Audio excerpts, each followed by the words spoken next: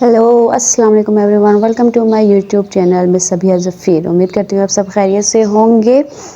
Class 9 chapter number 1 computer system का आज हमारा सेकंड लेक्चर है, जो है कि कंप्यूटर जनरेशंस। हम देखेंगे कंप्यूटर जनरेशन क्या है। हिस्ट्री से लेके अब तक एक चेन चलती आ रही है। अबैकस से स्टार्ट करके एनालिटिकल इंजन से लेके 19वीं सेंचुरी से अब जो है modern generation, modern age, modern life में प्रेजेंट तक जो एक जनरेशन चलती आ रही कंप्यूटर की, उनको हम देखेंगे कि कहाँ से ये चलते आ रहे हैं, क्या क्या इनमें प्रोसीजर। अभी हमने पहले पिछले लेक्चर में, प्रीवियस लेक्चर में अभी हमने देखा था कौन कौन से डिवाइसेस आई थी, फिर इंजन्स आए थे, मशीन्स आई थी, कंप्यूटर्स कहाँ तक स्टार्ट हुए थे। ठीक है, लास्ट हमारा था मार्क 1 कंप्यूटर। तो उसके बाद अब हम देखते हैं जनरेशन जो है, यहाँ पे जनरेशन 5 जो है जनरेशन हमने रीड करेंगे, डिस्कस करेंगे अभी हम आगे। हर जनरेशन की जो है अपने अपने उनको मेजर टेक्नोलॉजिकल डेवलपमेंट उनके टाइम के अकॉर्डिंग जो है डिवाइड किया गया, कैरेक्टराइज हुआ है। जो सबसे पहले हमारे पास है first generation of computer. First generation computer का कब से स्टार्ट हुई थी? 1940 से लेके 1956 तक इस पर हम जो है काम करते रहे हैं। First generation computer emerge in the late 1940s। ये जो 1940s में एस जो मेंशन किया हुआ है और आगे 1950s में भी जो एस मेंशन है, इट्स मीन के अब 56 है। 50s मतलब 50s की लाइन में, 56 तक यहाँ पे स्टॉप हुआ है, तो इट्स मीन 50s की लाइन में। ठीक है, तो फर्स्ट जनरेशन कब हुई थी? In the late 1940s and lasted through the early 1950s were characterized by the use of vacuum tube technology. First generation computer में कौन सी टेक्नोलॉजी यूज़ हो रही है? वैक्यूम ट्यूब की। Vacuum tubes were used as a main electronic device. जो है हमारी मेन इलेक्ट्रॉनिक डिवाइस थी जो है vacuum tube in the first generation of computer, जो फर्स्ट जनरेशन कंप्यूटर में यूज़ की गई था। It consist of a glass tube containing electrodes, cathode, anode and some additional elements. इन सब एलिमेंट से मिल के एक ग्लास के अंदर जो है इनको इन इलेक्ट्रोड्स एंड कैथोड एनोड को कंबाइन करके, ऐड करके, इन एलिमेंट के साथ मिलके एक ग्लास ट्यूब बनाई गई थी जिसको वैक्यूम ट्यूब का नाम दिया गया है। वो जो फर्स्ट जनरेशन में यूज़ हो रही है, a partial vacuum. The following are some characteristics of a generation computer. Following characteristics हैं इसके, देख लेते हैं। Vacuum tube were use in the first generation computer, ये भी हमने ऊपर पढ़ लिया था। Processing speed was slow. इस फर्स्ट जनरेशन में वैक्यूम ट्यूब की जो यूज़ हुआ था फर्स्ट जनरेशन कंप्यूटर में, इसकी स्पीड जो है बहुत स्लो थी। मेमोरी कैपेसिटी वो भी लिमिटेड थी। These computer were massive occupying entire room, ये एक पूरा कमरा लेता था ये कंप्यूटर। फर्स्ट जनरेशन कंप्यूटर वर बहुत कॉस्टली एंड अनरिलायबल, ये एक्सपेंसिव भी था और इसको बनाना बहुत मुश्किल भी था। They consume significant power and generated substantial heat, इसमें बहुत ज़्यादा इलेक्ट्रिक पावर यूज़ होती थी और ये बहुत ही हीट भी क्रिएट करता था, जनरेट कर देता था। Input relied on the punch card के ऊपर जो है इनके इनपुट्स आ जाते थे, लेते थे हम लोग। Output was obtain through print outs व इलेक्ट्रिक टाइपराइटर, आउटपुट जो है इलेक्ट्रिक टाइपराइटर्स के थ्रू लिया जाता था। Machine language was the only programming paradigm, जो मशीन लैंग्वेज थी वो सिर्फ इन प्रोग्रामिंग लैंग्वेज में यूज़ की जाती थी फर्स्ट जनरेशन कंप्यूटर में। एग्जांपल्स जो है फर्स्ट जनरेशन की कौन कौन सी हैं? Mini main frame computer, RNISC, UNIVAC 1, IBM 604, mark 1 and EDSSC। आपने फर्स्ट जनरेशन अगर आपको बोला जाए कि आप फर्स्ट जनरेशन को डिस्क्राइब करें, तो उसमें आप सबसे पहले इसका पैराग्राफ यहाँ से हम मेंशन करेंगे, यहाँ तक उसके कैरेक्टरिस्टिक्स, उसके पॉइंट्स ये बताएंगे और आपने उसकी एग्जांपल जो है ये भी मस्ट मेंशन करनी है। ये एग्जांपल्स आपके MCQs में भी आ जाती हैं। ठीक है, नेक्स्ट हम देखते हैं second generation of computer. Second generation of computer 1956 से स्टार्ट हुआ था 1963 तक। ठीक है, second generation computer emerge in the late 1950s and extended through the early 1960s. This period marked a significant advancement in computing technology characterized by transition from vacuum tubes to transistor. Second generation में, first generation में जो है vacuum tube use हुई थी, second generation में उसको change करके उसकी जगह पे ट्रांजिस्टर यूज़ किए थे। सेकेंड जनरेशन में हमारे पास क्या यूज़र थे? ट्रांजिस्टर। ये एक MCQs है, आप भी मार्क कर ले। Transistor functions like a vacuum tube, उसके भी फंक्शन वैक्यूम ट्यूब की तरह थे, but it was faster, more reliable, smaller and much cheaper than a vacuum tube. वो फास्ट था as compare to vacuum tube transistor, and more reliable था, smaller भी था उससे, और much cheaper than vacuum tube, और उससे थोड़ा सा प्राइस भी कम था। इसके फॉलोइंग करेक्टरिस्टिक्स हैं सेकंड जनरेशन के, वो देख लें। Second generation of computer replaced vacuum tubes with transistor leading to enhance efficiency. उसको मोर एफिशिएंट बनाने के लिए हमने जो है second generation first generation computer को और एडवांस बनाने के लिए सेकंड जनरेशन जो है डेवलप की थी, जनरेट की थी, जिसमें हमारे पास ट्रांजिस्टर लगाए गए थे। The adoption of a transistor resulted in a reduction in computer size, उसके साइज़ में भी फ़र्क आया था। Combined by the improvements in its speed, memory capacity, उसकी स्पीड भी इंक्रीज़ हुई थी और मेमोरी भी इंक्रीज़ हुई थी। Second generation computer demonstrated increase reliability and cost effectiveness, cost में भी बहुत इफेक्ट हुआ था और उसको बनाना भी as compare to first generation थोड़ा सा आसान हुआ था। की input and output method include punch card readers, magnetic tapes, magnetic disk and printers. जो इनपुट एंड आउटपुट मेथड था वो punch card readers and magnetic tape, इनके थ्रू जो है वो लिया जाता था, प्रिंटर्स के थ्रू आउटपुट लिया जाता था। Assembly language was employed for programming purpose, assembly language use की जाती थी सेकेंड जनरेशन में, किसके लिए? प्रोग्रामिंग पर्पस के लिए। ये MCQ से आप इसको मार्क कर लें। This generation introduce high level programming language, इसी जनरेशन में हाई लेवल प्रोग्रामिंग लैंग्वेज जो है वो भी इंट्रोड्यूस कर दी गई थी, जो क्या थी, कौन कौन सी थी? Fortran and COBOL. एग्जाम्पल्स इसकी जो हैं ये भी बहुत इंपॉर्टेंट है सेकंड जनरेशन की, कौन से हैं? UNIVAC 2, IBM 7030, general electric GE 635 and control data corporation CDC 1604 computers. उसके बाद आ जाता है हमारे पास थर्ड जनरेशन ऑफ कंप्यूटर। अगर आपको फर्स्ट जनरेशन बहुत अच्छे से याद हो जाती है तो आपको सेकंड जनरेशन और थर्ड फोर्थ फिफ्थ जो है याद करना बहुत ईजी होगा, क्योंकि इन सब में बताया गया है कि वो कब डेवलप की गई हैं, किस कौन सी जनरेशन में क्या चीज़ ऐड की गई थी। फर्स्ट में वैक्यूम ट्यूब है, सेकंड में ट्रांजिस्टर है, थर्ड में अभी हम देखेंगे IC चिप यूज़ हो रहा है, ठीक है। इसी तरह आगे फोर्थ जनरेशन में माइक्रो प्रोसेसर है, फिफ्थ हमारे में आगे आते जाएंगे। तो सबकी स्पीड में भी फ़र्क पड़ता गया था, कॉस्ट में भी फ़र्क पड़ता गया था और साइज़ में भी और उनके वर्किंग में भी जो है इम्प्रूवमेंट होती गई थी। सब में सेम चीज़ है, बस आपने उनकी एग्जैक्ट वैल्यू, एग्जैक्ट वर्ड्स जो है ना वो याद रखने हैं। थर्ड जनरेशन की तरफ आ जाते हैं। थर्ड जनरेशन ऑफ कंप्यूटर क्या है? 1963 से स्टार्ट हो गया, 1971 तक रहा था। Third generation computer emerge in 1960s and extended into the 1970s। This era marked further advancement in computer technology characterized by the use of integrated circuits ICs। Third generation computer में हमारे पास IC chips आ गए थे जो हमारे computer के अंदर insert होते थे। And the development of a smaller, ये और मज़ीद स्मॉलर हो गया था, फास्टर हो गया था एंड मोर रिलायबल सिस्टम, और बहुत ज़्यादा रिलायबल भी था। IC चिप ये आपको शो की गई है, यहाँ पे आप देख लें। उसके बाद the following are the characteristics of the third generation computer. कौन कौन से characteristics? Third generation computer use integrated circuit IC chips, ये अभी हमने ऊपर देख लिया है। सॉरी, IC चिप्स इसमें यूज हुए थे।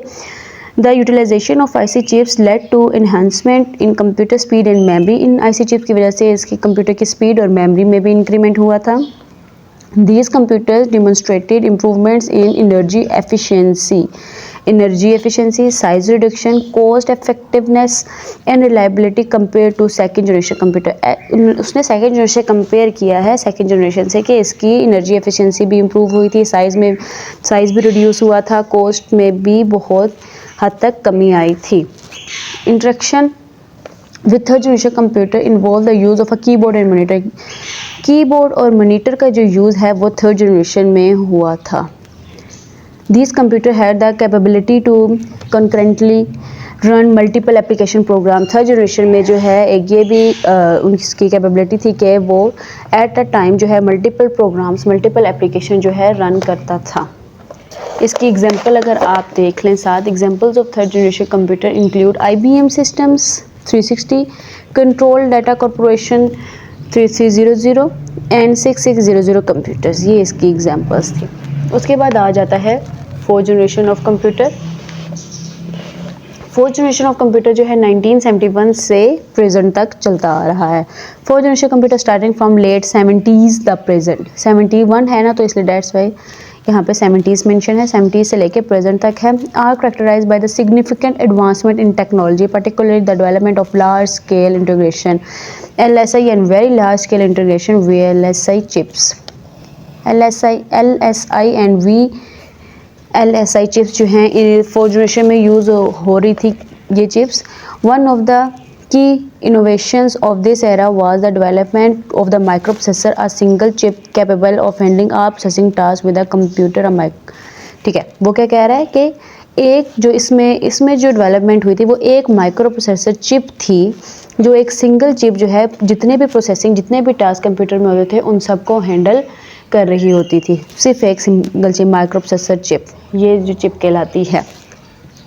उसके बाद इसके करैक्टरिस्टिक्स हैं 4th जनरेशन की, वो देख लेते हैं। The introduction of micro processor mark defining feather of 4th generation computers leading to the emergence of microcomputer।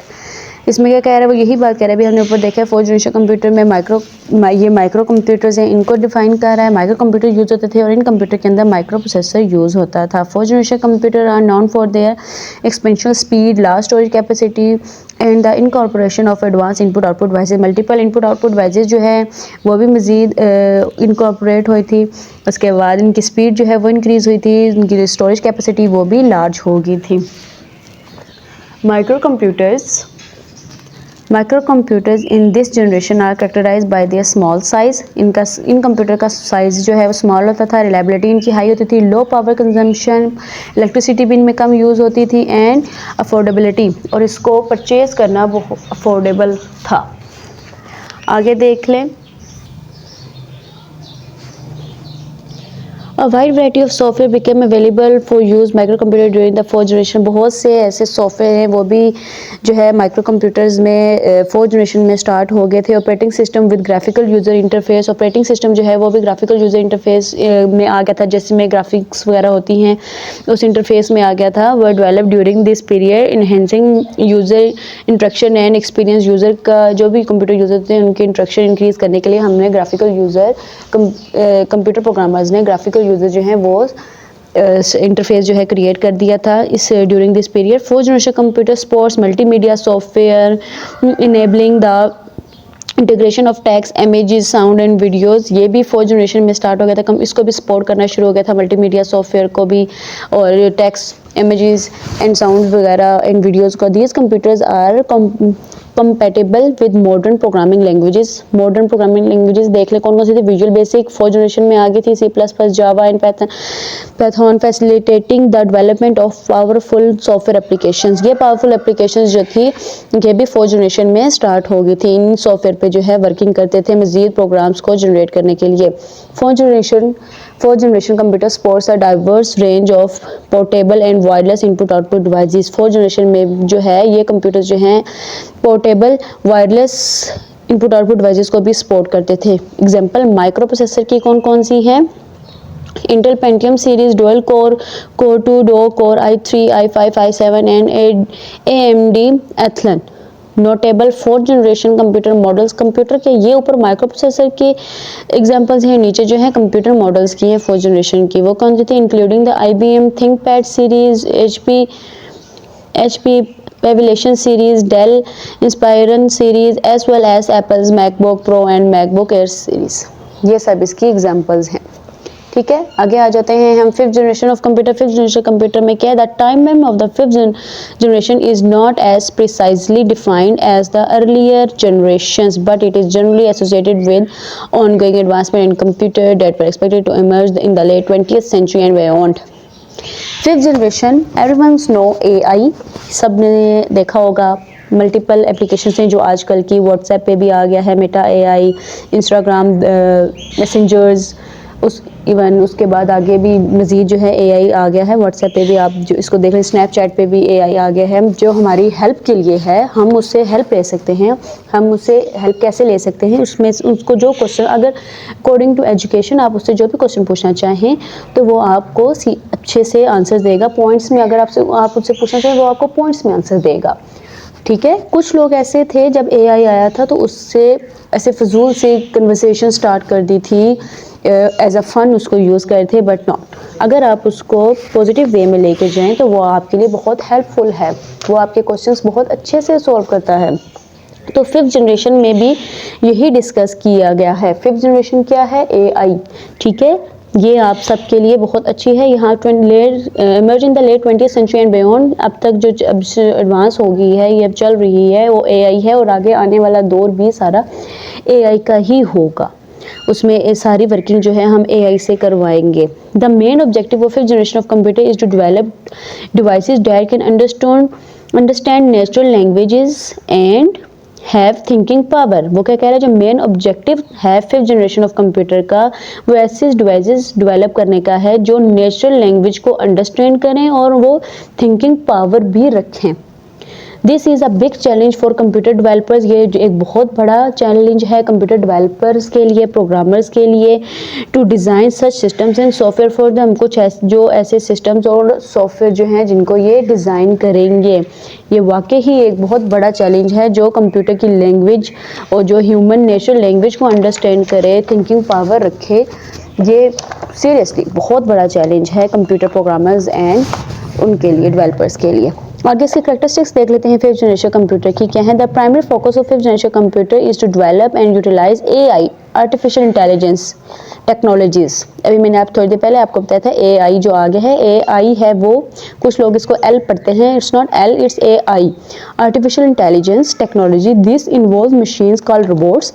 इनमें कौन कौन सी मशीन्स आ जाती हैं, रोबोट्स आ जाती हैं जो कैपेबिलिटी रखती हैं learn, think, innovate, reasons and solve problems automatically and independently, जो खुद ब खुद ये सब प्रॉब्लम्स जो है वो सॉल्व करें अपने ओन पे, ठीक है, ऑटोमेटिकली प्रॉब्लम्स को रिजॉल्व करें, थिंक करें, लर्न करें। Fifth generation computer supports advanced parallel processing capabilities allowing them to execute multiple tasks simultaneously and handle complex computations more efficiently। वो कह रहे फिर ये भी उनका एडवांसमेंट है कि वो पैरेलल प्रोसेसिंग, जो भी उनमें प्रॉब्लम्स हैं वो उनको, जो भी उनके रोबोट्स एंड मशीन्स जो बनाई गई हैं वो उनको मल्टीपल टास्क जो है वो एग्जीक्यूट कर सकें बहुत अच्छे तरीके से बगैर किसी कम्प्लेक्सिटी के, ठीक है, और उसको बहुत अच्छे से करें, मोर एफिशिएंटली हो वो।